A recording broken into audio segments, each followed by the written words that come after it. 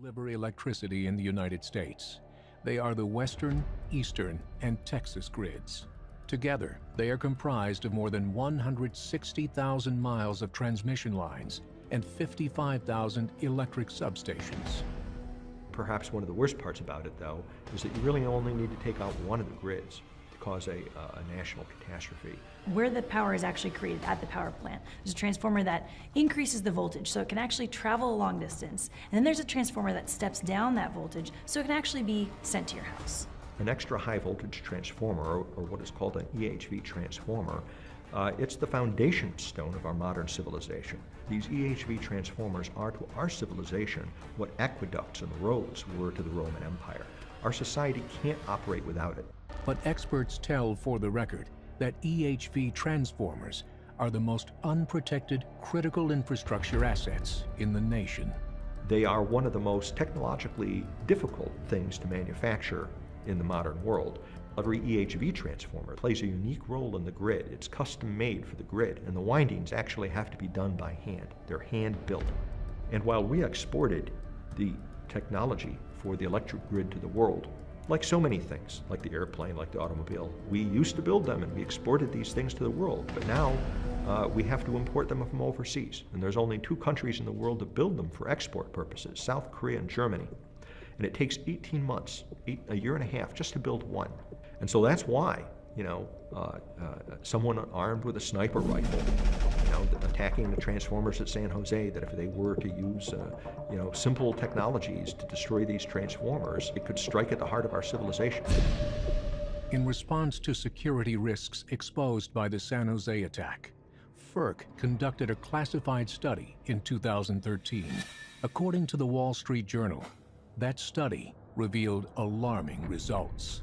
And they didn't want the report publicized because our vulnerability is so great, where they concluded that an attack on just 9 out of 55,000 substations, that if you knew which 9 substations to attack, you could basically plunge the whole United States into a blackout that would last 18 months. Concern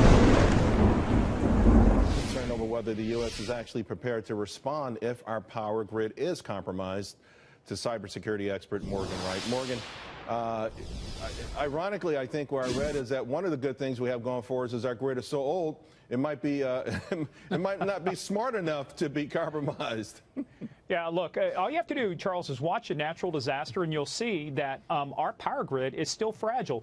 We're doing a lot better at protecting it, but that's the problem. It's kind of the analogy of saying, well, I could go 2 rounds with Mike Tyson back in the day. Yeah, well, you still can't go 15. We've got to be able to go that full 15 rounds and survive a direct attack. Look, Russia's been using Ukraine as their punching bag for a lot of years, so our lessons we need to learn are from watching what they're doing in Ukraine right now. Yeah, I remember it wasn't long ago when we had a major power outage in the Northeast that was caused by a small incident in Canada. So it stands to reason we're extraordinarily vulnerable, and we've been vulnerable for a long time. Why don't we fix this? Look, if you look at the patchwork that is called the energy grid, I mean, it is a collection of a lot of different things, a lot of different power stations, a lot of different technologies. They're transitioning, trying to make things more network-oriented, trying to beef up their cybersecurity, but that brings its own problems because now we're trying to connect older systems to network technology, and that's one of the flaws that they took advantage of in the Ukraine attack. They attacked these cables that connected the power systems to the computer networks and physically damaged them. So yeah, there's a lot of work we still have to do on this, Charles, but the biggest thing you're talking about is that recovery piece. We know we're going to get attacked. The question is, how fast can we reconstitute and recover our energy? Because if you want to go after a nation, as was Deidre was saying, another thing, it's a maximum war. Go after their power, go after their water, and you can bring a nation to its knees. Well, wouldn't it be smarter, though, to be able to beef up our defenses rather than have to figure out a way to reboot this aged system here that we have, this patchwork we've already got?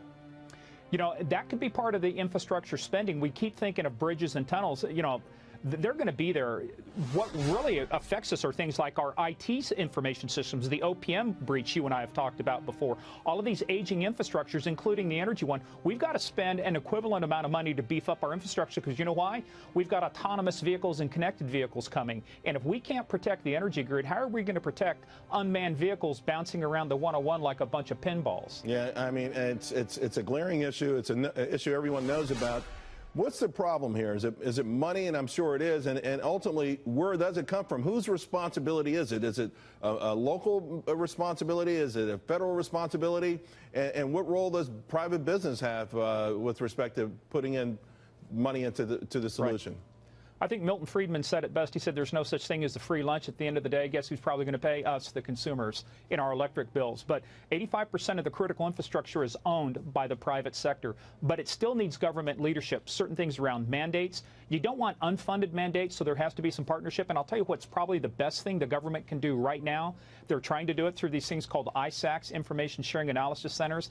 But it's sharing that intelligence, that forewarning, doing a better job of preparing us for these types of attacks. But look, it will not be solved overnight, but it will take some regulation. Right. It'll take some money. But at the end of the day, unfortunately, probably who's going to pay for it are you and me when we see our electric bills. That's the cost of defense. That's what goes into keeping the lights on. Although I tell you, I'd rather pay for that than a bunch of windmills. Let me just real quickly ask you this. Russia has the capability, I'm sure, or getting there. So does China. Do any rogue actors have that ability now, if they wanted to turn off lights around this country? Yeah, Charles, I was in a documentary called True Iran, and we talked about the cyber threat of Iran. They were actually in a dam up in New York, and they would have been able to successfully take over that dam, except for a routine maintenance, which disconnected the network. So we already know that Iran is acting in our critical infrastructure as well. North Korea, we'll see if this détente overture is going to make an effect on them, but they're the players I worry about. Those four are the quartet that I worry about, the four horsemen. As you can see, we're in the dark. And it's not just a belated nod to Halloween. It's a taste of what one noted journalist says could happen if a hacker managed to sabotage America's power grids.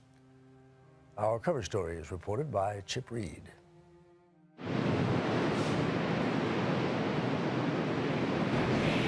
When the lights go out, we usually know why.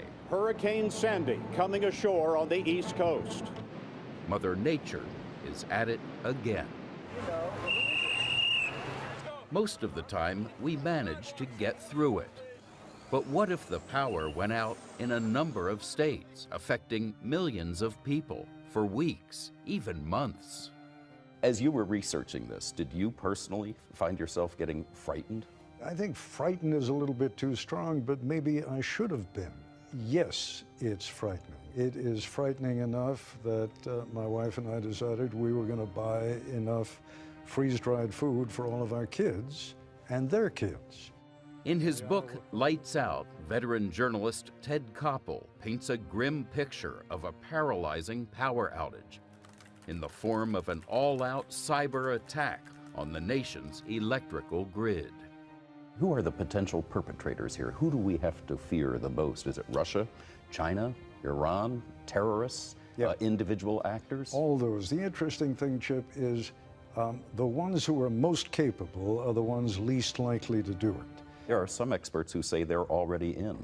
Oh, they are in. They are in. There is no question about it. They're into our grid. They are already in the grid. I was told that by the former chief scientist of NSA. Tonight, concerned that Russian government hackers have carried out probing cyber attacks on vital U.S. infrastructure, including the power grid, potentially giving the Kremlin the ability to turn off the lights.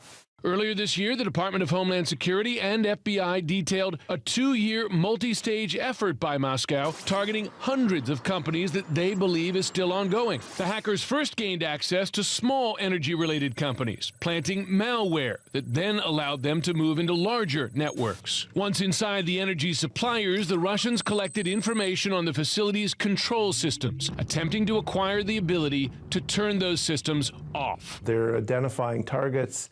They're positioning malware so they could pull the trigger when they wanted to. But they're also sending the United States a message. We are in position to cause harm if we wanted to do it. And so the U.S., should be a little more careful. A spokesperson for DHS cautions that while hundreds of companies were targeted, the Russians' access was limited and, quote, would not have had any impact on the larger grid if taken offline. The Russians targeted other crucial sectors as well, including nuclear power, water, aviation, and manufacturing. Experts see the intrusions as a possible precursor to an unprecedented Russian cyber attack that could, in the event of all-out war, devastate the U.S. homeland. The director of the NSA and commander of U.S. Cyber Command says that Russia presents a clear and present danger. Our adversaries will continue to penetrate and try to penetrate such things as our critical infrastructure. What should we do about that? And I think it's both the idea of being vigilant about that, certainly. It's also the idea of being able to act forward.